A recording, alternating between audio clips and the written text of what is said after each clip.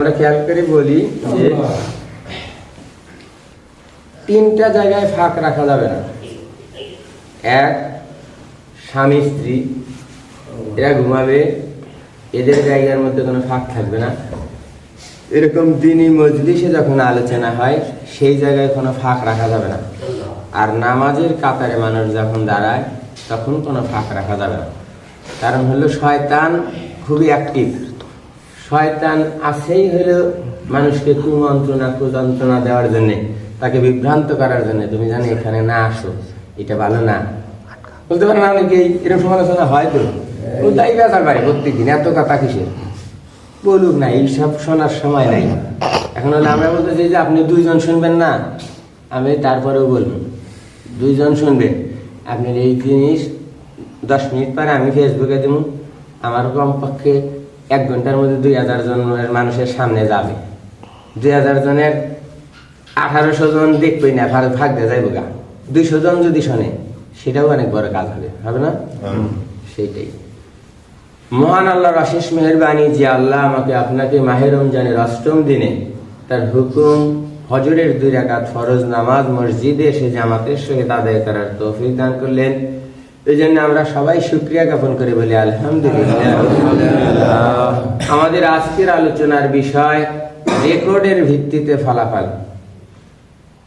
সেই মূল আলোচনার আগে আমরা ইংলিশে একটা শব্দ বলি বি পজিটিভ। বি পজিটিভ মানে হলো আপনি যা দেখেন যা করেন সবকিছু স্বাভাবিক মনে করা, এটা আপনার তাইলে হলো এটা বি পজিটিভ। তার মানে আপনার দৃষ্টিভঙ্গি হবে খুবই পজিটিভ, আপনার মধ্যে কোনো সংশয় সন্দেহ থাকবে না। এইটা যত বেশি হবে আপনি তত বেশি স্বচ্ছ ক্লিয়ার। আর আপনার মধ্যে যদি এই বি পজিটিভ ভাব না থাকে, আপনার মধ্যে যদি নেগেটিভ আসে, অনেক আছে না অনুমান করে ফেলবে আগে এইটা, তাহলে তার মধ্যে এই সংশয় সন্দেহ তৈরি হবে। ঠিক আছে না? বলার উদ্দেশ্য হলো ধরেন গতকাল আমরা ইফতার করছি, ইফতারে কি হয় 1 পিস মাংস পাইছে তো 5 পিস আলু, ব্যাপারটা তাই না? এখন কেউ যদি এইভাবে মনে করে এই সত্যি প্রায় 100 জন মানুষ, 100 জন মানুষ এক মাংস ডাল ভাত খাওয়াইতে গেলে টাকা দরকার কমপক্ষে 20,000, তাই আর কথা না? 1020 টাকা দরকার। আপনি বাড়িতে 100 জন মানুষের দেন 1020 টাকা দরকার। এখন সেখানে আমরা কালকে খরচ করেছি টোটাল আমাদের 6,630 টাকা খরচ এই আয়োজন। তাহলে আপনি যদি জিনিসটা পজিটিভ ভাবে নেন যে না ঠিকই আছে, তাইলে হলো তৃপ্তি। আর আপনার যদি তৃপ্তির ভাব না থাকে, আপনি 5 পিস গোস্ত দিলেও করবেন যে ঝাল নাই, কম হয়েছিল, লবণ ঠিক নাই, তার মানে কি কথা ঠিক না? তাহলে তৃপ্তির ব্যাপারটা হলো মনের কাছে, আপনার দৃষ্টিভঙ্গির কাছে যে আপনি কতটুকু সন্তুষ্ট হইলেন, এটা ভিতর থেকে মনের থেকে সন্তুষ্টির ভাব আসা যাবে, তাই হলে আপনি সবকিছু হবে। তো যাই হোক আমরা মূল আলোচনা আসি, যে বলছি যে রেকর্ডের ভিত্তিতে ফলাফল। আউযু বিল্লাহি মিনাশ শাইতানির রাজিম, বিসমিল্লাহির রহমানির রহিম। কিরামান কাতিবিন ইয়ালামুনা মা তাফআলুন, ইন্নাল আবরারা লাফি নাঈম ওয়া ইন্নাল ফুজ্জারা আলা জাহিম। কোরআন শরীফের 30 পারায় 82 নম্বর সূরা, সূরা আল ইনফিতর, এর এই 11, 12, 13, 14 4টা আয়াত, যে কিরামান কাতিবিন, এই সম্মানিত 2 লেখক বা 2 ফেরেশতা আমার আপনার সাথে সবসময়, একজন ডান কাঁধে কিরামান, একজন বাম পাশে কাতিবিন। এই 2 ফেরেশতার কাজ হবে ইয়ালামুনা মা তাফআলুন, আপনি যা করেন তাই লেখা, তাই রেকর্ড করা। এই জন্যই আমি আমার সাবজেক্ট নির্ধারণ করছি যে রেকর্ডের ভিত্তিতে ফলাফল। তার মানে কি, আমার আপনার 2 কাঁধে 2 ফেরেশতা, যে কিরামান এবং কাতিবিন নামে 2 ফেরেশতা, ইয়ালামুনা মা তাফআলুন, আমি যা করি তাই লেখে। যা করি মানে খালি মন্দটা লিখবে তাও না, আবার খাই ভালোটা করলে তাও না, আপনি যা করেন তাই লেখা হবে। ঠিক আছে? তাহলে এই লেখা কেন হবে? লেখার উদ্দেশ্য পরের আয়াত, ইন্নাল আবরারা লাফি নাঈম, যে পুণ্যবানগণ লোক, নেক কাজকারী লোক, ভালো কর্মওয়ালা, তারা থাকবে জান্নাতে, পরম সুখে সম্পদে শান্তিতে। ওয়া ইন্নাল ফুজ্জারা লাফি জাহিম, দুষ্কর্মকারীরা মন্দকারীরা থাকবে হলো জাহান্নামে।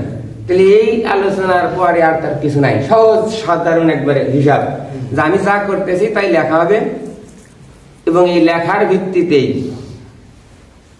আমার ফলাফল ভালো যদি করে থাকি জান্নাতে, আর মন্দ করে গেলি জাহান্নামে। ঠিক আছে না? এখন বলে যে এইটা হলো আপনার বিশ্বাসের ব্যাপার, আমি যা করতেছি আসলে কি তা লিখতেছে না আসলে আমাকে এই ফলাফল দিবে। দুনিয়ার বুকেই যদি দেন, আমি বলি না আজকে শেখ হাসিনার কত বিপদ, বিপদ না? রাজনৈতিক ভাষণা বিপদ না? কারণ কি সব যা কইরা গেছে এর রেকর্ড আছে না, লিপিবদ্ধ করা আছে না, এই জন্যই তো বিপদ। আমি আপনি যা করতেছি 50, 60, 100 বছরে কোনো কিছু যদি লেখা না থাকতো, যা হয়ে গেছে, তাহলে আর সমস্যা ছিল না। তাহলে আপনাকে অবশ্যই অবশ্যই বিশ্বাস করা লাগবে আপনি যা করতেছেন এটা লেখা আছে, লিপিবদ্ধ করা আছে, রেকর্ড করা আছে, আর এইটাই আপনার সামনে উপস্থাপন করা হবে, ওইটাই দেখানো হবে। আপনি জাহান্নাম দেখা দিতে পারেন, আল্লাহ বলবেন না এই যে জাহান্নামের রাস্তা তুমি যাও, আমার এই চোখের সামনে যখন আমার কর্ম ভেসে উঠবে তখন আমার মনে হবে জান্নাত আমার দিকে টানবে না, আমার উল্টা মনে হবে যে জাহান্নামই আমার স্থান। এই চিন্তা করা দরকার না? তোমারই করুণা ঘেরা সারা দুনিয়া, সে কথা ভাবে না শুধু বধির হইয়া। তোমারই করুণা ঘেরা সারা দুনিয়া, সে কথা ভাবে না শুধু বধির হইয়া। কখনো তোমারে যদি ভুলি, হেদায়েতের আলো জেলে নিয় কাছে তুলি। ঠাই দিও প্রিয়তম, ঠাই দিও প্রিয়তম, ওগো দয়াবান তুমি রহমান, তুমি মেহেরবান। ঠিক আছে না?